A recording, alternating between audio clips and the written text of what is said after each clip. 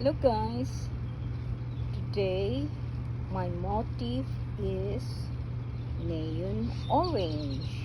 I have here tiny invader Asiatic lily.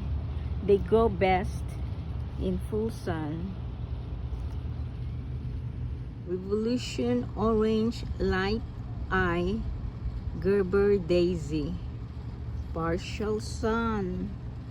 Harmony sweetheart orange New Guinea impatience.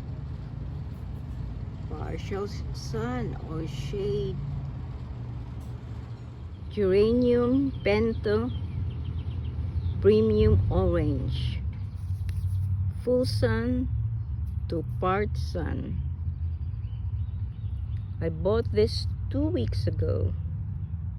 I think only the lily is the perennial plant.